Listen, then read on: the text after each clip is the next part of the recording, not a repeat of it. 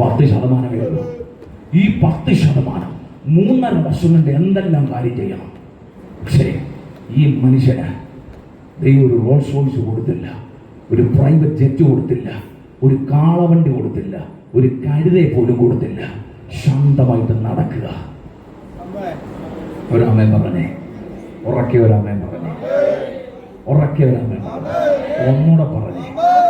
വചനത്തിന്റെ പ്രത്യേകത വലിയ ബഹളം വയ്ക്കത്തില്ല, ഭയങ്കര ശാന്തതയില്ല കാര്യങ്ങളെല്ലാം നടക്കണം. ഭയങ്കര ശാന്തത, പിൻ ഡ്രോപ്പ് സൈലൻസിലാ കാര്യങ്ങളെല്ലാം നടക്കണം.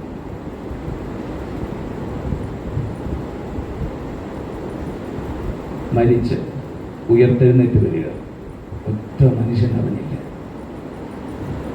കല്ലറയ്ക്കൽ സുഗന്ധവർഗം ശരീരത്തിൽ പൂശാൻ പോയവർ നോക്കിയപ്പോൾ ഇതൊക്കെ ഇറങ്ങി വെളിയിരിക്കുന്ന ആര് പറഞ്ഞില്ല. ഭയങ്കര ശാന്തമായിട്ടാണ് മരണം പോയി. നിങ്ങൾക്ക് അടുത്തൊരു കാര്യം അറിയാമോ? ഈ സ്വർഗത്തിൽ പോയ യേശു, എൻ്റെ കൂടെ നിൽക്കണേ, ഈ സ്വർഗത്തിൽ പോയ യേശു ശിഷ്യന്മാരും അപ്പോസ്തലന്മാരും വിളിക്കപ്പെട്ടവരെ നോക്കി നിൽക്കുമ്പോൾ മേഘവാളുകൾക്കിടയിലോട്ട് മറിഞ്ഞ യേശു, ഈ വചനം, ഉയർത്തെഴുന്നേറ്റ വചനം. ആ വചനം പിന്നെ തിരിച്ചു വന്നോ? ചോദ്യം. ആ വചനം തിരിച്ചു വന്നോ? യേശു തിരിച്ചു വന്നോ? വരുമോ? 1-2 പേര് മാത്രമേ മറുപടി പറഞ്ഞു. ഒന്നുകൂടെ ചോദിക്കാം. ഉയർത്തെഴുന്നേറ്റ യേശു സ്വർഗത്തിലേക്ക് പോയതുപോലെ ഞാൻ തിരിച്ചു വരുമെന്ന് പറഞ്ഞു. അവിടെ കുറച്ച് പണിയുണ്ട്. പണി വീട് പണിയാണ്, നമ്മളെ കൊണ്ടുപോയി താമസിപ്പിക്കാൻ. അത് വേറൊരു ദൂതാണ്. ആ യേശു പിന്നെ വന്നോ? മറുപടി പറയാമെങ്കിൽ അടുത്ത പ്രസംഗിക്കാം. ആ യേശു കൂടെ വരുമെന്ന് എത്ര പേർക്ക് ഉറപ്പുണ്ട്? ഓക്കെ, ഈ കൈ പൊക്കിയവരോടാണ് ജോലി, ബാക്കി ആരും ഉണ്ടല്ല. ആ യേശു വന്നോ? ഓക്കെ, വരുമെന്ന് ഉറപ്പുണ്ട്. വന്നില്ല എന്നാ നിങ്ങൾ പറയാം, കേൾക്കണം. അപ്പൊ ആ ഉയർത്തെഴുന്നേറ്റ കർത്താവ് സ്വർഗത്തിൽ പോയി പിതാവിന്റെ വലതുഭാഗത്തിരിക്കുകയാണ്, കൂടെ പണിയുണ്ട്, വീട് പണി നടക്കുന്നു. ആ പ്രത്യാശ ഉണ്ടോ നിങ്ങൾക്ക്? ഉണ്ടോ? ഓക്കെ. യേശു വന്നില്ല എന്ന് പറയുന്നവരോട് ഞാൻ ഒരു കാര്യം പറയട്ടെ. പോയി യേശു അങ്ങോട്ട് പോയിട്ട് പറഞ്ഞു, എനിക്ക് പകരമായിട്ട് ഞാൻ ഒരുത്തനെ തരും, അത് പരിശുദ്ധാത്മാവാണ്. പരിശുദ്ധാത്മാവ് ഇങ്ങോട്ട് വന്നു. യേശു വന്ന പോലെ അല്ല ആത്മാവ് വന്ന വരവിന് തന്നെ ഇടിച്ചിളക്കി 3000 എണ്ണത്തെ മുക്കി. പക്ഷെ യേശു വന്നപ്പോ ഭയങ്കര ശാന്തമായിട്ടല്ലേ വന്ന്? പറ. വചനം വന്നപ്പോ ഭയങ്കര ശാന്തമായിട്ടല്ലേ വന്ന്? പക്ഷെ പരിശുദ്ധാത്മാവ് വന്നപ്പോഴും ലോകം അറിഞ്ഞില്ലേ? പറ, ആമേൻ പറ. അറിഞ്ഞോ? ഇത് രണ്ടും തമ്മിലുള്ള വ്യത്യാസം കണ്ടോ? വചനം ബഹളം വയ്ക്കത്തില്ല, ശാന്തമായിട്ടേ വരത്തുള്ളൂ, പക്ഷേ ശീഘ്രത്തിൽ പ്രവർത്തിക്കും. അയച്ച വേല തികയ്ക്കാതെ തിരിച്ചു വരത്തില്ല. പക്ഷെ ആത്മാവ് അങ്ങനാണോ? ആത്മാവ് അങ്ങനല്ല, ഭയങ്കര അഗ്രസീവ്, ചടപടപടാന്ന കാര്യങ്ങൾ ചെയ്യുന്നത്. അപ്പൊ ഈ വചനം ഒന്ന് കയറിപ്പോയി. ഞാൻ പറയുന്നത് യേശുവിനെയാണ്. പോയി പകരമായി പരിശുദ്ധാത്മാവിനെ തന്നു. പിന്നെ മുഴുവൻ കാര്യം ചെയ്യുന്ന പരിശുദ്ധാത്മാവ്. അത്ഭുതം ചെയ്യുന്നു, അടയാളം ചെയ്യുന്നു, ഭൂതങ്ങളെ പുറത്താക്കുന്നു, ദൈവരാജ്യം പ്രസംഗിക്കുന്നു, സഭ സ്ഥാപിക്കുന്നു, സഭ സ്പ്രെഡ് ചെയ്യുന്നു, കാട്ടുതീ പോലെ സുവിശേഷം പടരുന്നു. ഇതെല്ലാം പരിശുദ്ധാത്മാവ് ചെയ്തുകൊണ്ടിരിക്കുക. പക്ഷേ പത്രോസിന്റെയോ യോഹന്നാന്റെയോ സ്തേഫാനോസിന്റെയോ ഫിലിപ്പോസിന്റെയോ ഒന്നും ആത്മനിറവിലുള്ള പ്രസംഗത്തിന് മാനസാന്തരപ്പെടുത്താൻ കഴിയാത്ത സന്നദ്ധി സംഘത്തിലെ അംഗമായ ശൗലിനെ, അവനെ തിരിക്കാൻ ദമസ്കസിന്റെ പടിവാതിൽക്കൽ വെച്ച് മേഘപാളികൾക്കിടയിലേക്ക് മറഞ്ഞു കയറിപ്പോയ വചനം ഒന്നുകൂടെ ഇറങ്ങി വന്നു. ഒരാമേൻ പറഞ്ഞേ. പോയ യേശു ഒന്നുകൂടെ വന്നായിരുന്നു? മറുപടി പറയട്ടെ. ഓക്കെ, അപ്പോസ്തല പ്രവൃത്തി ഒന്നെടുത്ത്, അപ്പോസ്തല പ്രവൃത്തി 23-ാം അധ്യായം എടുത്ത്, 23-ാം അധ്യായം എടുത്ത് 11-ാമത്തെ വാക്യം ഒന്ന് വായിച്ച്. ആ രാത്രി കർത്താവിന്റെ അടുക്കൽ നിന്ന് അങ്ങനെ പോലെ എടുത്തോ. രാത്രിയിൽ കർത്താവ് അവന്റെ അടുക്കൽ നിന്ന് ധൈര്യമായിരിക്കാം. ആ വാക്യത്തിന്റെ തുടക്കം തൊട്ട് വാക്യം. ആ രാത്രി ആ. കർത്താവ് ആ. അവന്റെ അടുക്കൽ നിന്ന് ആ. ധൈര്യമായിരിക്കാം. പൗലോസ്ലീഹ നടക്കില്ല. പൗലോസ്ലീഹ ജയിലിനകത്ത് കിടക്കുക. അപ്പൊ ആ ജയിലിനകത്ത്, ആ ജയിലിന്റെ ഒരു പ്രത്യേകത, ഏകദേശം 4-4.5 അടി വീതിയുള്ള കരിങ്കല്ല് കൊണ്ടുണ്ടാക്കിയ ഭിത്തിയ ആ ജയിലിൽ. 3-4 ഇരുമ്പ് വാതിലുകളുമുണ്ട്. പക്ഷെ മനുഷ്യനെ കയറാൻ പറ്റായികയൊന്നുമില്ല. അതേ അധ്യായത്തിനകത്ത് പൗലോസിന്റെ പെങ്ങടെ മോൻ പൗലോസിനെ കണ്ട് കാര്യം പറയാൻ വേണ്ടി കയറി വരുന്നുണ്ട് ആ ജയിലിനകത്ത്. അപ്പൊ മനുഷ്യനെ കയറാൻ പറ്റുന്ന ഒരു ജയിലാണ്. അനുവാദം ഉണ്ടെങ്കിൽ വിസിറ്റേഴ്സിന് അലൗഡ് ആയിട്ടുള്ള ഒരു ജയിലാണ്. ആ ജയിലിനകത്ത് പൗലോസ് കിടക്കുന്ന സമയത്ത് കയ്യും കാലും ആമത്തിനകത്തിട്ട് ചെങ്ങലക്കകത്ത് പൂട്ടിയിട്ട് കിടക്കുന്ന സമയത്ത് ഒരാള് പൗലോസിനെ കാണാൻ വേണ്ടി ആ ജയിലിനകത്ത് വന്നു. ഇനി വായിച്ചു.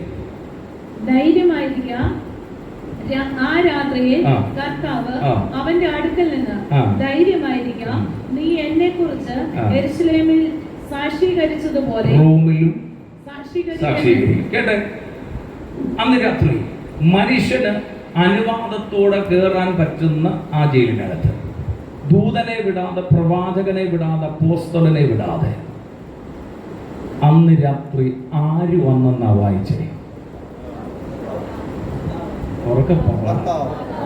നിങ്ങൾക്ക് സംശയമുണ്ടോ? അത് ട്രാൻസ്ലേഷൻ മിസ്റ്റേക്ക് ആണ്. സംശയം ഉണ്ടെങ്കിൽ ഗ്രീക്ക് എടുത്ത് പഠിച്ചു.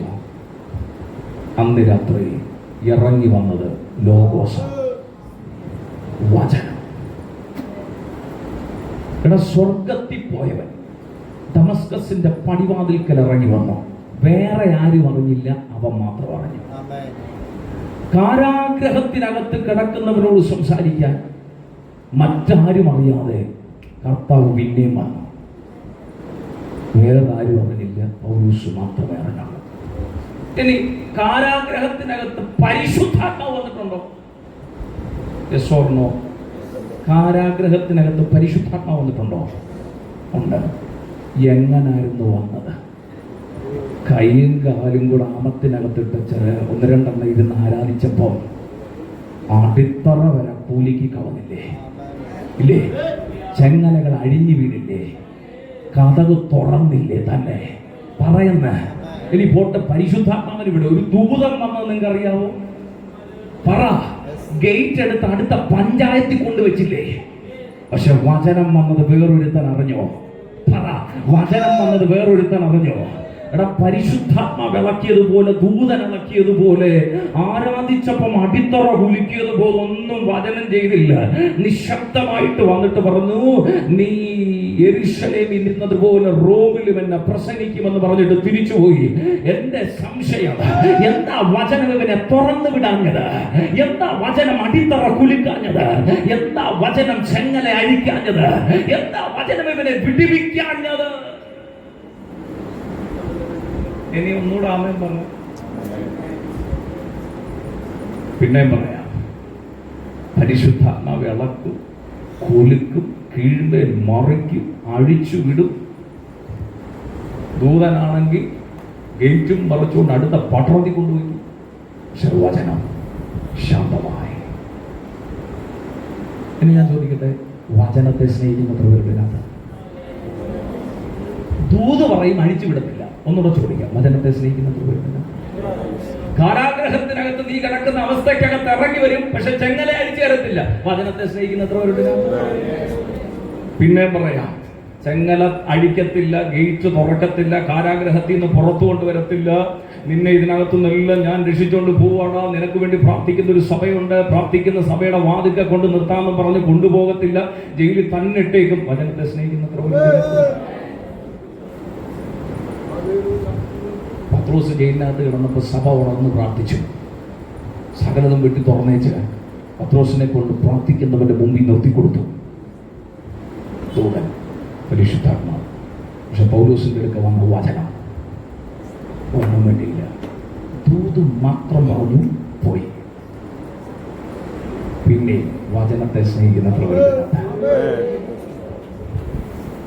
ഭയങ്കര നിശബ്ദമായി, ശാന്തമായി, പതുക്കെ. പക്ഷെ എന്നെ വീണ്ടും ഞെട്ടിച്ചൊരു കാര്യം ഞാൻ പറയട്ടെ. നിങ്ങൾ എൻ്റെ കൂടെ നിൽക്കണേ. ആ ബോംബ് പൊട്ടുമ്പോൾ എൻ്റെ കൂടെ കാണണേ. ഞാൻ പൗലോസിനെയാണ് നോക്കി നിൽക്കുന്നത് ആ കാരാഗ്രഹത്തിനകത്ത്. അച്ഛാ, വന്ന് പറഞ്ഞ ദൂത് നല്ലതല്ലേ? നല്ലതാ. പറഞ്ഞ ദേഷ്യമല്ലേ? അതെ. ഡമസ്കസിന്റെ പടിവാതിൽക്കൽ വെച്ച് കണ്ടു പരിചയമില്ലേ? ഉണ്ട്. വന്നത് യേശുവാന്ന് ഉറപ്പുണ്ടെങ്കിൽ പറഞ്ഞുകൂടായിരുന്നോ? ഞാൻ റോമിലും സാക്ഷീകരിക്കാം, ഇതൊന്ന് അഴിച്ചതാ.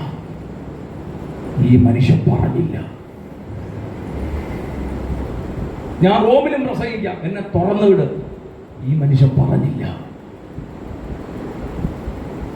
അതെന്തായിരിക്കാം? ദൈവങ്ങളെ, പരിശുദ്ധാത്മാവും പ്രവർത്തിക്കും, വചനവും പ്രവർത്തിക്കും. പക്ഷേ രണ്ടും രണ്ട് രീതിയിലാണ്. വചനം പറയുകയും പറഞ്ഞ വചനത്തെ ആത്മാവ് ചെയ്യുകയും ചെയ്യും. നീ റോമിലും എന്നെ പ്രസംഗിക്കുമെന്ന് വചനം പറഞ്ഞിട്ട് വചനം അങ്ങ് പോയി. അവനെ പ്രസംഗിപ്പിച്ചതാരെന്നറിയാമോ?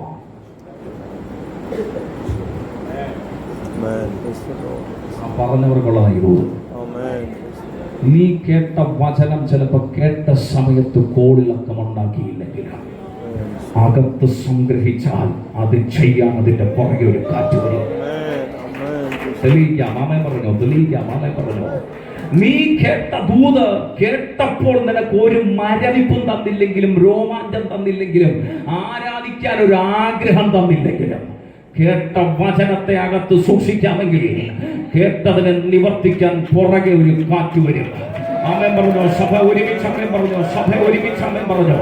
നീ കിടക്കുന്ന കാരാഗ്രഹത്തിനകത്ത് നിന്ന് ഇന്ന് രാവിലത്തെ പ്രസംഗം നിന്നെ പുറത്തിറക്കിയില്ലെങ്കിലും, നീ കിടക്കുന്ന അന്തരീക്ഷത്തിനകത്ത് നിന്ന് കേട്ട പ്രവചനം നിന്നെ പുറത്തിറക്കിയില്ലെങ്കിലും, നീ കിടക്കുന്ന നിന്റെ സാമ്പത്തിക ബാധ്യതയ്ക്കകത്ത് നിന്ന് കേട്ട ദൂത് നിന്നെ പുറത്തിറക്കിയില്ലെങ്കിലും, കേട്ട ദൂത് അതുപോലെ അകത്ത് സൂക്ഷിച്ചിട്ടുണ്ടെങ്കിൽ അത് തേടി വരുന്നൊരു കാറ്റുണ്ട്. അത് തേടി വരുന്നൊരു കാറ്റുണ്ട്. ഇന്ന് രാത്രി ഈ പദത്തിന് ആമേൻ പറയുന്ന ദൈവമക്കളോട് ഞാൻ വീണ്ടും പറയാം, കഴിഞ്ഞ 4 ദിവസം ഇതിനകത്ത് തുറക്കപ്പെട്ട ദൈവവചനം അത് വെറുതെ കളയരുത്. അതിന്റെ പുറകെ ഒരു കാറ്റ് വരുന്നുണ്ട്. അതിന്റെ പുറകെ ഒരു കാറ്റ് വരുന്നുണ്ട്. എനിക്കറിയത്തില്ല, ഇന്ന് രാത്രി ദൈവാത്മാവ് വീണ്ടും സഭയോട് പറയുന്നു, നീ അകത്ത് സംഗ്രഹിച്ച വചനത്തിന്റെ പുറകെ ഒരു കാറ്റ് വരുന്നുണ്ട്.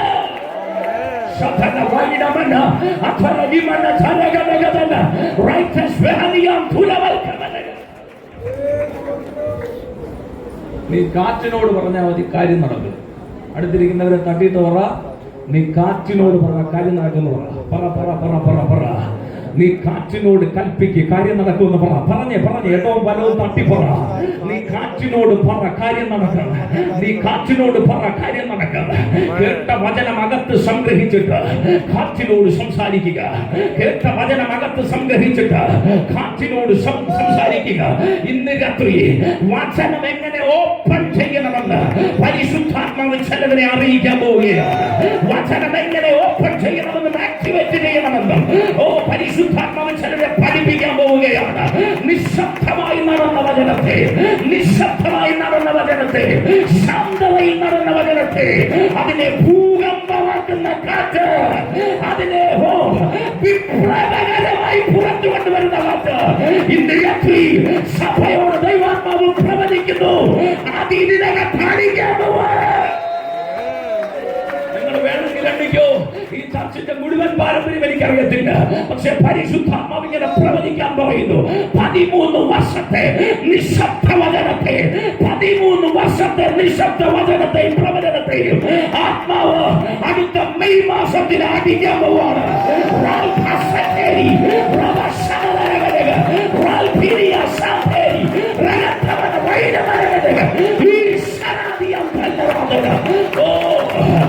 പ്രതികരിക്കാൻ പറ്റുമെങ്കിൽ പ്രതികരിക്കട്ടെ. അകത്ത് വസിക്കുന്ന കാറ്റ് പുറത്തേക്ക് ഇറങ്ങട്ടെ. നിന്റെ അകത്ത് വസിക്കുന്ന ആത്മാവ് അതിനെ പുറത്തുവിട. 13 വർഷത്തെ നിശബ്ദതകളെ കാറ്റ് തുറക്കുകയാണ്.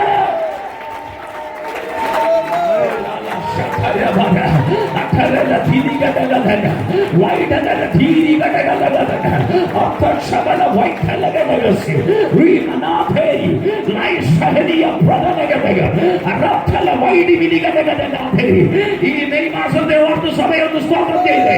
ഈ മെയ് മാസത്തെ ഓർത്ത് സഭയൊന്ന് സ്തോത്രം ചെയ്തേ. ഒരു കാറ്റടിക്കാൻ പോവുകയാണ്. ഡയറികൾക്കകത്ത് എഴുതി വച്ച പ്രവചനത്തെ തുറന്ന് പുറത്തെടുക്കുന്ന ഒരു കാറ്റ്.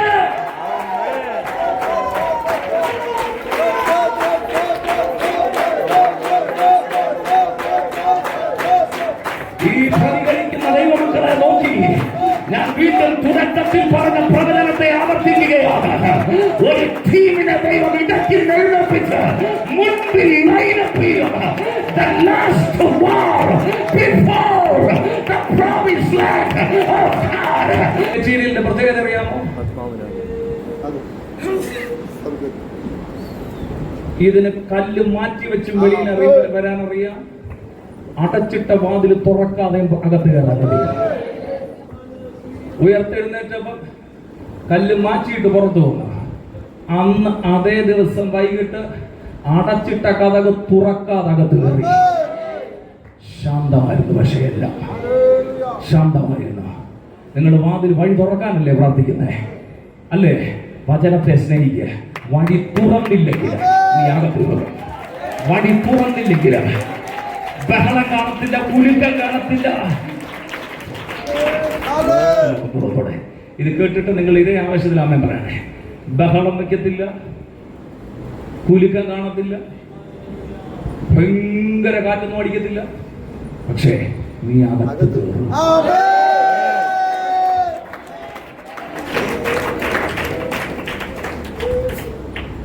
വാക്തത്വം ചുമന്ന് നടക്കുന്ന ആരെങ്കിലും ഒക്കെ ഉണ്ടോ ഇതിനകത്ത്?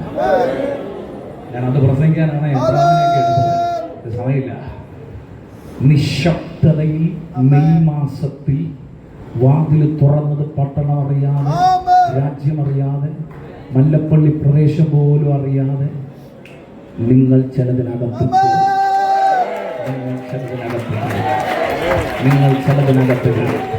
യേശുവിന്റെ നാമത്തിൽ ഞാൻ ആരോടൊക്കെയോ പ്രവചിക്കുന്നു. യേശുവിന്റെ അധികാരമുള്ള നാമത്തിൽ പ്രവചനം കൂടാതെ ഒരു സിമ്പിൾ ക്വസ്റ്റ്യൻ. പാപപരിഹാരം വരുത്താത്ത മൃഗങ്ങളെ മാറ്റി വെച്ചിട്ട് ഒരു ശരീരം അവൻ കരുതിയ നല്ല സിസ്റ്ററെ വായിച്ചത്. അങ്ങനല്ലേ? അങ്ങനാണോ? ഈ ശരീരം വചനമാണ് എന്നതിന് അർത്ഥമില്ലല്ലോ. ഉണ്ടോ? ഇല്ല. അത് മണ്ണല്ലെന്ന് ഉറപ്പാണ്. ഉറപ്പാ. ഒരു 2 സെഷൻ അടുപ്പിച്ച് തന്നിരുന്നെങ്കിൽ ഞാൻ മൊത്തം പ്രസംഗിച്ചാണ്. സമയത്ത് അതുകൊണ്ട് പ്രൊഫറ്റിക്കൽ ബോർഡ് മാത്രം ഈ വചനത്തിനകത്ത് തുറന്നിട്ട് പോവാം. സ്വർഗത്തിൽ നിന്നാണ് ദൈവം ഇതിനെ സൂക്ഷിച്ചു വെച്ചത്. സ്വർഗത്തിൽ ഇതിനെ സൂക്ഷിച്ചു വെച്ചു. ഈ കുഞ്ഞാടിനെ ദൈവം കരുതിയത് മനുഷ്യൻ പാപം ചെയ്തതിന് ശേഷമാണോ? അല്ല. മനുഷ്യൻ പാപത്തിൽ വീണതിന് ശേഷമാണോ ഈ കുഞ്ഞാടിനെ ദൈവം കരുതിയത്? അറുക്കപ്പെടാനുള്ള കുഞ്ഞാടിനെ ആണോ? അല്ല. ഇത് മുമ്പേ ഉണ്ട്. അപ്പൊ മുന്നേ നിത്യതയിലെ കരുതപ്പെട്ട ഈ ശരീരം, ആ 4, 5, 6 വാക്യങ്ങളെല്ലാം ചേർന്ന് പറയേണ്ടതാണ്. പക്ഷെ ഞാൻ ആ ഒരു പദം മാത്രമേ എടുക്കാൻ സമയമുള്ളൂ. ഈ ശരീരം, വചനമാകുന്ന ശരീരം, വചനമെന്ന മെറ്റീരിയൽ കൊണ്ട് മെനഞ്ഞു വെച്ച ശരീരം, ഈ ശരീരം. നിങ്ങൾ വചനത്തെ സ്നേഹിക്കുന്നു എന്ന് പറഞ്ഞവരല്ലേ? റിയലി ഈ വചനം പഴയ നിയമത്തിൽ എന്തായിരുന്നു നിങ്ങൾക്കറിയാമോ? യഥാർത്ഥമായി ഈ വചനം പഴയ നിയമത്തിൽ എന്തായിരുന്നു നിങ്ങൾക്കറിയാമോ? മഹത്വമായിരുന്നു.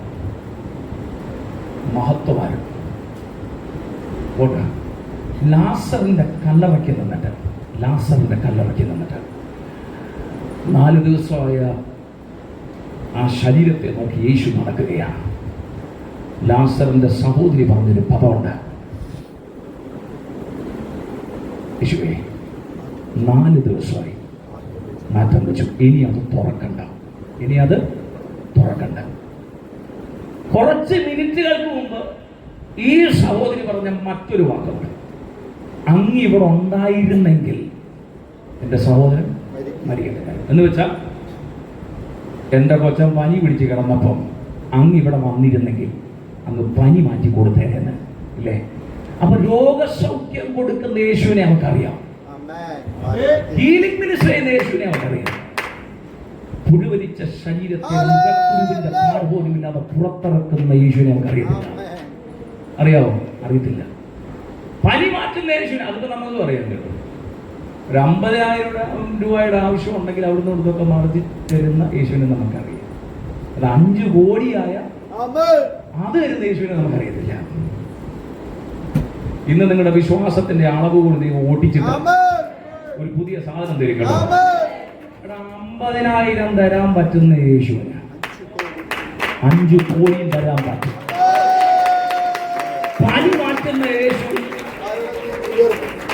പനി മാറ്റുന്ന യേശുവിനെ മാത്രം അറിഞ്ഞാൽ പോരാ, പുഴുവരിച്ച ശരീരത്തെ മുഖക്കുരുവിന്റെ പാടുപോലും ഇല്ലാതെ പുറത്തിറക്കുന്ന യേശുവിനെ അറിയാം.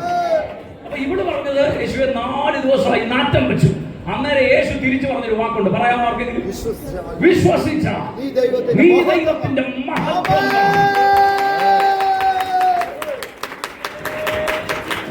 സഭ കൂടെ പറഞ്ഞ് വിശ്വസിച്ച നീ ദൈവത്തിന്റെ മഹത്വം കാണും. നൂറ്റാണ്ടുകളായി യേശു പറഞ്ഞ ഈ വാക്കിനെ വിശ്വസിച്ചാൽ നീ ദൈവത്തിന്റെ മഹത്വം കാണുമെന്ന് യേശു പറഞ്ഞ ഈ വാക്കിനെ അടുത്ത മിനിറ്റുകളിൽ ലാസർ ജീവനോടെ പുറത്തു വരും. ഈ അത്ഭുതത്തെയാണ് യേശു വിശ്വസിച്ചാൽ നീ ദൈവത്തിന്റെ മഹത്വം കാണുമെന്ന് പറഞ്ഞത് എന്നാണ് നമ്മളെല്ലാം വ്യാഖ്യാനിച്ചു ചെയ്യുന്നത്. പക്ഷെ യേശു പറഞ്ഞത് ലാസറിന്റെ ഉയർപ്പിനെ പറ്റി അല്ല. യേശു പറഞ്ഞത് യേശുവിനെ പറ്റിയ. വിശ്വസിച്ചാൽ നീ ദൈവത്തിന്റെ മഹത്വത്തെ. ആരാ ദൈവത്തിന്റെ മഹത്വം അറിയാവോ? എടി വെച്ച് നിനക്ക് മാറ്റുന്ന യേശുവിനെ അറിയത്തില്ല. ദൈവത്തിന്റെ മഹത്വമായ യേശുവിനെ നിനക്കറിയാമോ? അറിയത്തില്ല. അറിയണം. എടുക്കുക. എബ്രായ ലേഖനം 1:3. പെട്ടെന്ന് തീരുക. സമയം തീരുക. 5 മിനിറ്റ് കൂടെ ഉള്ളൂ. ആർക്കെങ്കിലും ആ സൂപ്പർ നാച്ചുറൽ ശക്തി ഉണ്ടെങ്കിൽ ക്ലോക്കിനെ ഒന്ന് പിടിച്ചു നിർത്താം. ഉണ്ടോ? അവൻ ആ ക്ലൈമാക്സ് വന്നപ്പോ മൈക്ക് ഓഫായി. മതി ഒന്ന് പറഞ്ഞ് അവന്റെ തേജസ്സിന്റെ പ്രഭ. ഇങ്ങനെ പറഞ്ഞ് യേശു ദൈവത്തിന്റെ തേജസ്സിന്റെ പ്രഭ. He was the radiant of God's glory. ദൈവമഹത്വത്തിന്റെ പ്രഭ കിരണമായിരുന്നു യേശു. ലാസറിന്റെ കല്ലറയ്ക്ക് നിന്ന് അവളോട് പറയുന്നത്, രോഗസൗഖ്യം തരുന്നവനെ നിനക്കറിയത്തുള്ളൂ, റബായായവനെ നിനക്കറിയത്തുള്ളൂ, മശിഹായായ നിനക്കറിയത്തുള്ളൂ, വചനമായ നിനക്കറിയത്തുള്ളൂ. പക്ഷെ എന്റെ യഥാർത്ഥ രൂപം നീ കാണുമ്പോ പുനരുത്ഥാനവും ജീവനും ഞാനാ വച്ചേ. വിശ്വസിച്ചാൽ നീ ദൈവത്തിന്റെ മഹത്വം ഇവിടെ വെച്ച് കാണുമ്പോ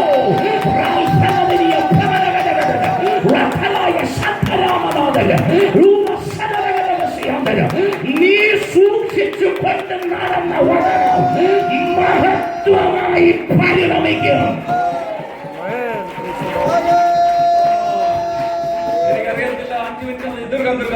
ഒന്ന് കേട്ടെ. എന്റെ അകത്തെ വെപ്രാളം മെസ്സേജ് തീർക്കാനല്ല, ഇവിടെ ഒരു ദൂത് തുറക്കണം. അതിനു വേണ്ടിയാണ്.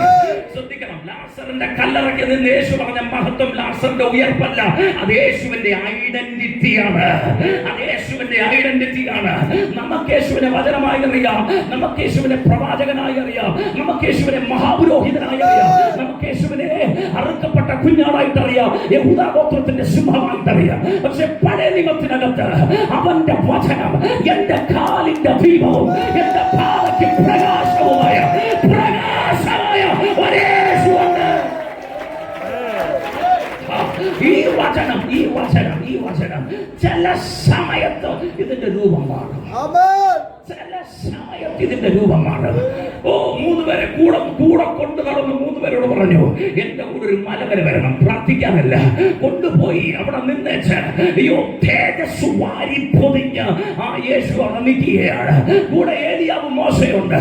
ആ വചനമാകുന്ന യേശു അവിടെ കയറി ചെന്ന് റിയൽ ഐഡന്റിറ്റി വെളിയിലേക്ക് എടുത്ത സമയത്ത് പത്രോസ് പറഞ്ഞു, കൂടാരം അടിക്കട്ടെ, ചെണ്ടടിക്കട്ടെ. യേശു പറഞ്ഞു, അരുത്. ആ മഹത്വം, ആ വചനം നിന്റെ അകത്തുണ്ട്.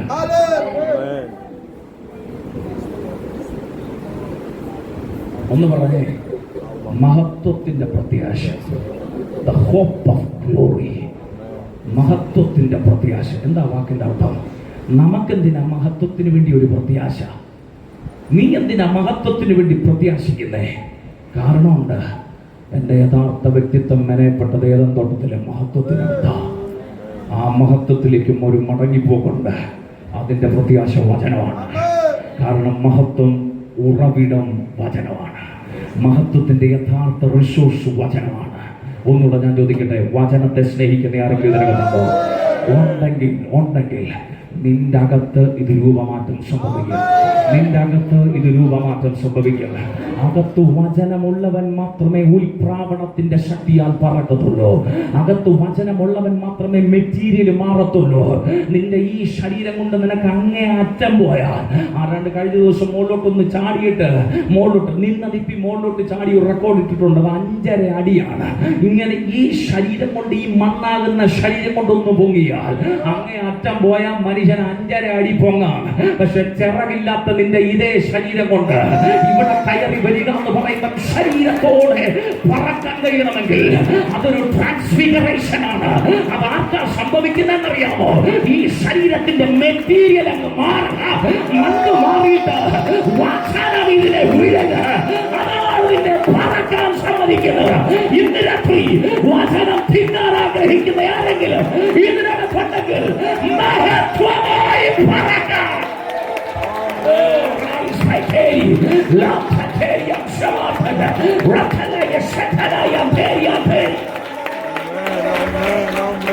നിന്റെ കയ്യിലിരിക്കുന്ന ബൈബിൾ ഉണ്ടല്ലോ, അത്ര മതി. അതോടൊന്നും തെളിയിക്കണമെന്നുണ്ടായിരുന്നു, സമയമില്ല. ലേഖനത്തിനകത്ത് നമ്മൾ വായിച്ച വാക്യത്തിനകത്തുണ്ട്, ചുരുള് എടുത്ത് കളയരുത്. ഈ 66 പുസ്തകവും ദൈവത്താൽ എഴുതപ്പെട്ടതാണ്. ഇത് കളയരുത്. ഇതിനകത്തൊരു രഹസ്യമുണ്ട്. ഇത് കൊണ്ട് നടക്കണം. ഒറ്റ കാര്യം കൂടെ പറഞ്ഞിട്ട് പ്രവർത്തിക്കാൻ പോവാ. ഏദൻ തോട്ടത്തിനകത്ത് മനുഷ്യൻ മഹത്വത്തിൽ വസിക്കുമ്പോൾ ദൈവം എല്ലാ ദിവസവും വൈകിട്ട് അവരെ കാണാൻ വരുമായിരുന്നു. എപ്പ വരുമെന്നാ വചനം പറഞ്ഞേക്കുന്നത്? വെയിലാറും. എങ്ങനെ? വെയിലാറും എന്ന് വെച്ചാൽ സൂര്യൻ അങ്ങോട്ട് മാറുമ്പോ വേറൊരു തനിങ്ങോട്ട് കയറി വരും.